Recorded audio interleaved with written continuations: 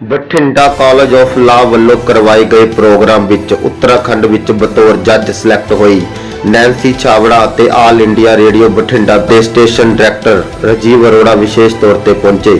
ਤੁਹਾਨੂੰ ਇੱਥੇ ਇਹ ਵੀ ਦੱਸ ਦਈਏ ਕਿ ਨੈਂਸੀ ਛਾਬੜਾ ਐਸਏ ਕਾਲਜ ਦੇ ਲਾਅ ਦੇ ਸਟੂਡੈਂਟ ਰਹੇ ਹਨ।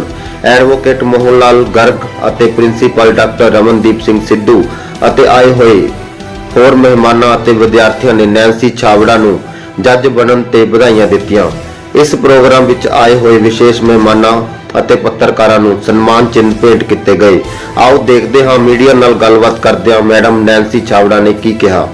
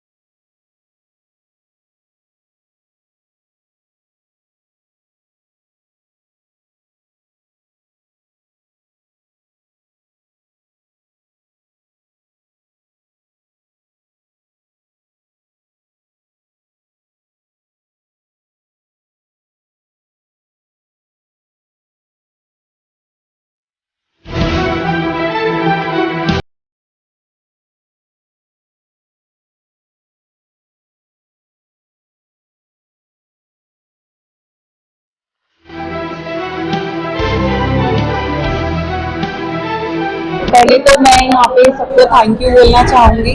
बहुत ही वार्म वेलकम मिला मेरे को और बहुत अच्छा लगता है जब आपकी अचीवमेंट के लिए आपको जिन लोगों ने कहते हैं ना पाला पोसा, हमें नर्चर किया हो, वही आके जब आपको इतना ज़्यादा कॉन्फिडेंस देते हैं, हमारी सक्सेस में जब खुश होते हैं तो बहुत अच्छा लगता है। स्टूडेंट्स के लिए यही है कि जैसे मैं कह रही हूँ कि हमारा स्ट्रगल स्टार्ट ही कॉलेज के बाद होता है, तो अपना एक गोल रखना चाहिए और उस पर अच्छे से वर्क करना चाहिए।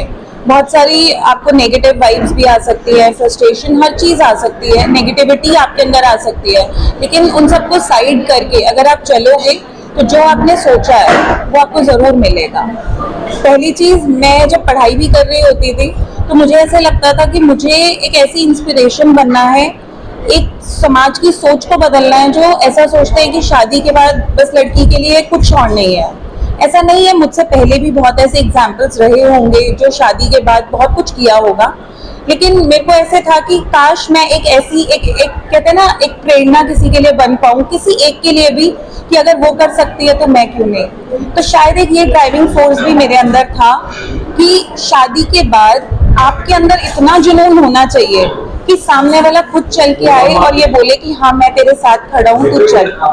और हाँ, किस्मत भी इस चीज़ को कह सकते हैं। मेरा लाइफ पार्टनर मेरे को सपोर्ट बहुत ज़्यादा करा है इन्होंने, तो मुझे ऐसा लगता है कि ठीक है, ये चीज़ सच में भगवान ने मेरे लिए बहुत अच्छी करी है कि मेरे को इनको एज अ हस्बैंड दिया है।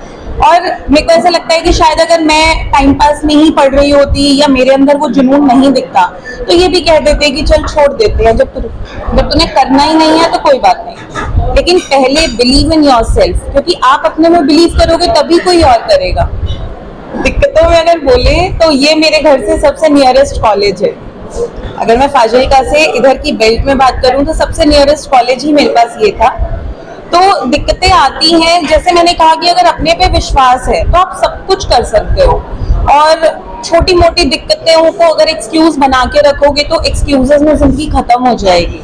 लेकिन उन्हीं एक्सक्यूजेस में अगर पॉजिटिविटी ढूंढोगे, जैसे मैं बहुत छोटे से गाँव में मेरी शादी हुई, तो या तो मैं उसको अपनी डेस्टिनी मान लेती कि बस यहीं तक है, लेकिन मैं जब भी देखती थी मैं यही सोचती थी कि नैंसी, शादी यहाँ हुई है, हस्बैंड अच्छा है, सब कुछ अच्छा है, लेकिन अपनी इंडिविजुअलिटी लूज नहीं करनी है, जो मन है वो करना है।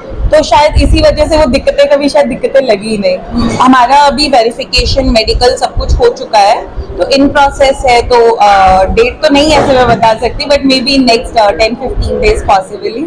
मेरे को हमेशा से ये पता था कि मैं लाइफ में कुछ करना चाहती हूँ, लेकिन वो कहते हैं ना, जब चलते जाओ तो एक राह अपने आप ही निकल आती है, समझ आने लगता है कि आप करना क्या चाहते हो, आपको अपने इंटरेस्ट क्लियर होना शुरू हो जाते हैं। शादी हो गई, ग्रेजुएशन के बाद एक थॉट था अब क्या मैं लॉ समझ आता था, क्योंकि 12th के बाद भी एक बार तो सोचा था लॉ करने का, बट बिकॉज कुछ फैमिली सर्कमस्टांसेस थे, मैं कर नहीं पाई थी। लॉ करते करते ये समझ आ रहा था कि अब रुक जाना है, और रुक जाना है तो फिर 3 साल क्या करा था, तो रुकना नहीं था। मतलब ऑल आई वांटेड वाज कि बस मुझे चलते जाना है, कहीं पहुंचूंगी, और उस कहीं पहुंचूंगी में मेरी फैमिली मेरे साथ थी, और वो आज भी वैसे ही खड़े हैं। तो बहुत बहुत अच्छा लगता है इस मुकाम पे पहुंचना है, वो भी तब जब आपकी फैमिली, आपके कॉलेज, आपको हर जगह से इतना अप्रिसिएशन मिल रहा हो, सब वर्थ इट है। ਦੋਸਤੋ ਅਸੀਂ ਦਿਖਾਵਾਂਗੇ ਤੁਹਾਨੂੰ ਬਿਲਕੁਲ ਸੱਚ, ਤੁਸੀਂ ਦੇਖਦੇ ਰਹੋ ਭਾਰਤ ਦੀ ਆਵਾਜ਼।